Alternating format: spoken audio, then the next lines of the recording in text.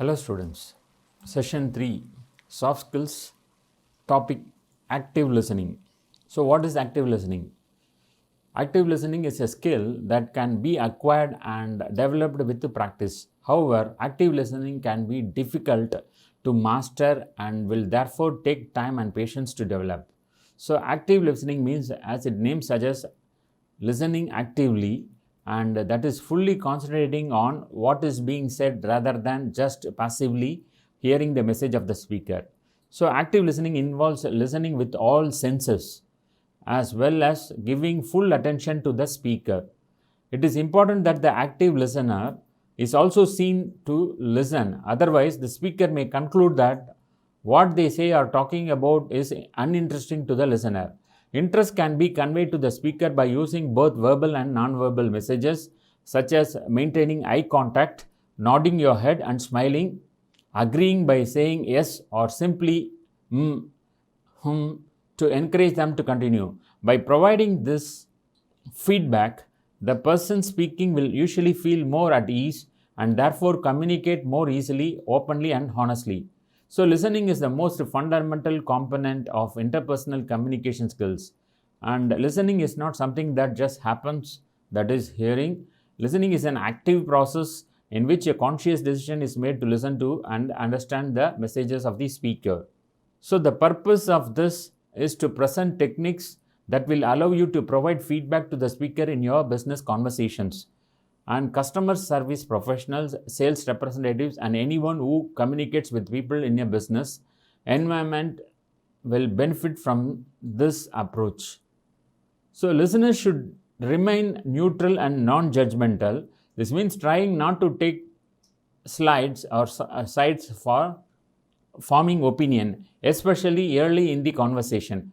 So active listening is all about patience, pauses and short periods of silence should be accepted.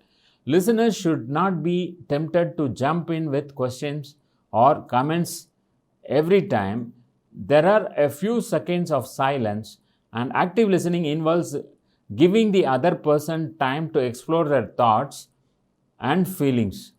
They should therefore be given adequate time for that. So active listening not only means focusing fully on the speaker, but also actively showing verbal and non-verbal signs of listening. Generally, speakers want listeners to demonstrate active listening by responding appropriately to what they are saying. So appropriate responses to listening can be both verbal and non-verbal. Examples are smile, a generic list of non-verbal signs of listening. In other words, people who are listening are more likely to display at least some of these signs.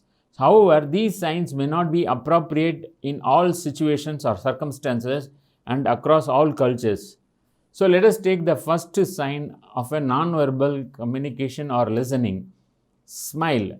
Small smiles can be used to show that the listener is paying attention to what is being said or as a way of agreeing or being happy about the message being received. Combined with nods of the head, smiles can be powerful in affirming that messages are being listened to and understood. Next is eye contact. It is normal and usually encouraging for the listener to look at the speaker. Eye contact can, however, be intimidating, especially for more shy speakers. Gauge how much eye contact is appropriate for any given situation. Combine eye contact with smiles and other non-verbal messages to encourage the speaker. Next comes posture. Posture can tell a lot about the sender and receiver in interpersonal interactions. The attentive listener tends to lean slightly forward or sideways while sitting. Other signs of active listening may include a slight slant of the head or resting the head on one hand. Next is mirroring.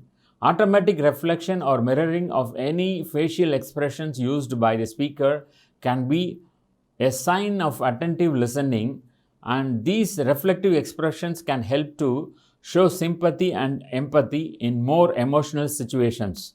Attempting to cautiously or consciously mimic facial expressions, that is not automatic reflection of expression, it can be a sign of inattention. Next is distraction.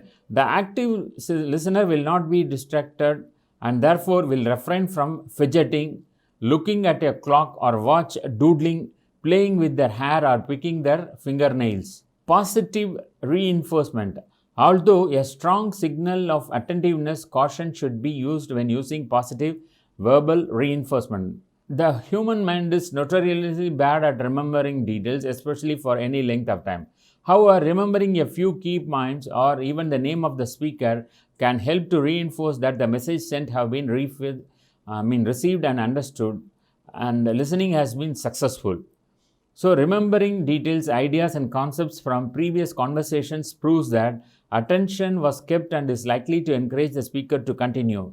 During longer exchanges, it may be appropriate to make very brief notes to act as a memory jog when questioning or clarifying later. Next is questioning. The listener can demonstrate that they have been paying attention by asking relevant questions and or making statements that build up or help to clarify what the speaker has said. By asking relevant questions, the listener also helps to reinforce that they have an interest in what the speaker has been saying. Next is reflection. Reflecting is closely repeating or paraphrasing what the speaker has said in order to show comprehension. Reflection is a powerful skill that can reinforce the message of the speaker and demonstrate understanding. And next is clarification. Clarifying involves asking questions of the speaker to ensure that the correct message has been received, and clarification usually involves the use of open questions which enables the speaker to expand on certain points as necessary. Next is summarization. Repeating a summary of what has been said back to the speaker is a technique used by the listener to repeat what has been said in their own words. Summarizing involves taking the main points of the received message and reiterating them in a logical and clear way, giving the speaker chance to correct if necessary. So the listening objectives consists of differentiating between the three types of listening, that is content, critical and active, and defining and demonstrating the active listening skills, acceptance and response, repeating, paraphrasing, clarifying and summarizing. So let us try to go through in detail about the different elements of listening. So types of listening, you have at least three types of listening where it is content oriented and critical as well as active listening. So first let us get into content listening. Listening for content, or otherwise reflective listening. Listening is following the thoughts and feelings of another and understanding what the other is saying from his or her perspective. So reflective listening is a special type of listening that involves paying respectful attention to the content and feeling expressed in another person's communication. So reflective listening is hearing and understanding and then letting the other know that he or she is being heard and understood. It requires responding actively to another while keeping your attention focused completely on the speaker.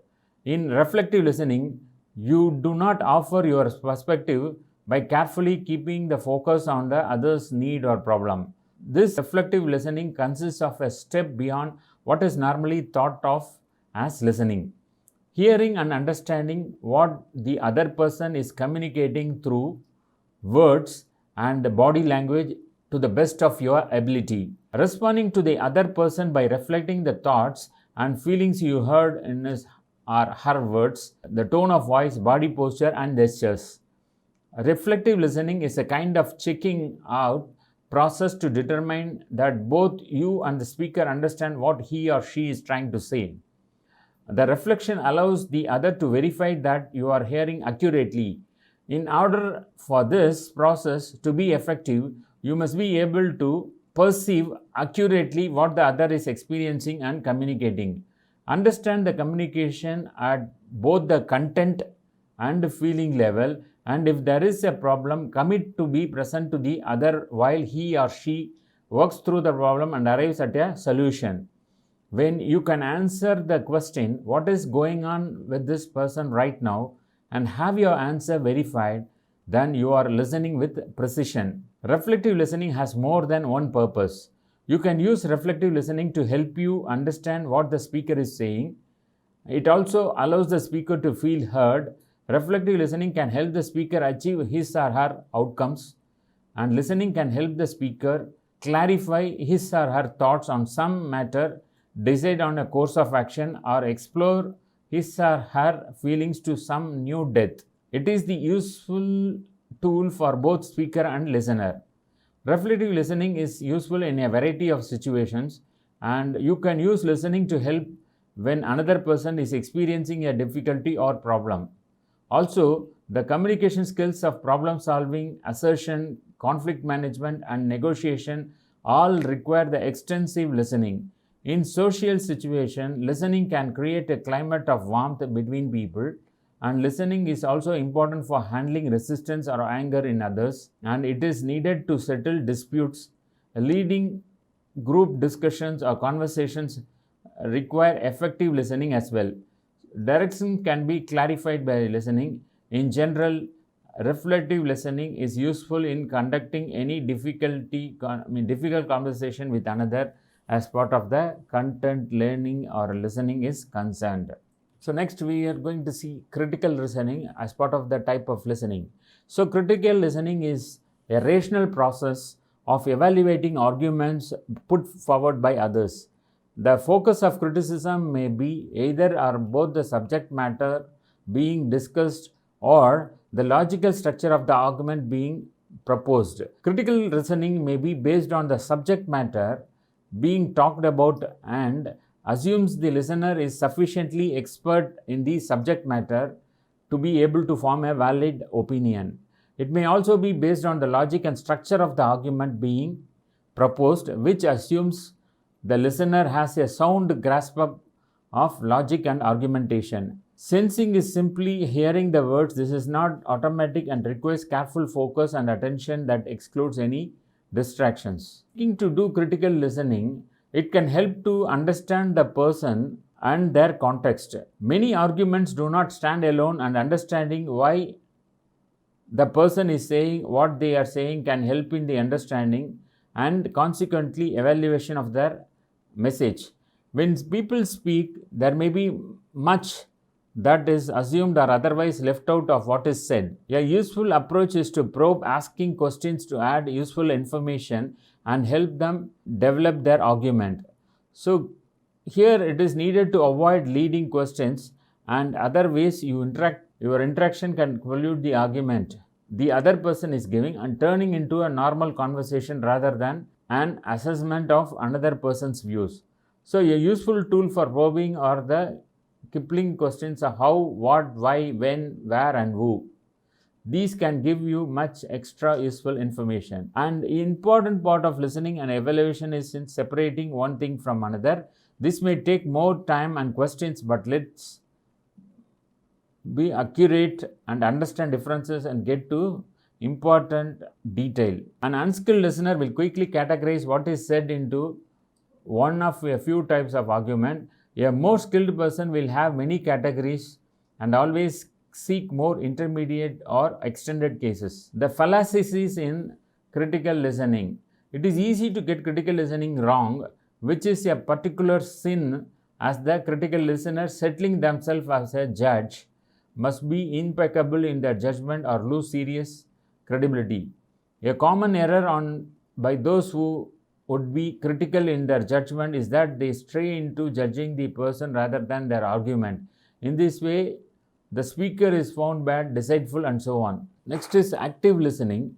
And active listening is the process by which an individual secures information from another individual or a group. It involves paying attention to the conversation, not interrupting, and taking the time to understand what the speaker is discussing. The active element involves taking steps to draw out details that might not otherwise be shared, and active listeners avoid interrupting at all costs, summarize and repeat back what they have heard, and observe body language to give them an extra level of understanding. So active listening requires concentration, and it can be practiced by continuously doing that exercise. So this is where you make a conscious effort to hear not only the words that another person is saying, but also the complete message being communicated. So, in order to do this, you must pay attention to the other person very carefully, and you cannot allow yourself to become distracted by whatever else may be going on around you, or by forming counter arguments while the other person is still speaking. Nor can you allow yourself to get bored and lose focus on what the other person is saying. So, a best remedy or measure is to find it particularly difficult to concentrate on what someone is saying. Try repeating his or her words mentally as he says them. This will reinforce the message and help you to stay focused. So, to enhance the skill sets, you need to let the other person know that you are listening to what he or she is saying. To understand the importance of this, ask oneself if you are even been engaged in a conversation when you wondered if the other person was listening to what you were saying. You wonder if your message is getting across, or it is even worthwhile continuing to speak. It feels like talking to a brick, and it's something you want to avoid.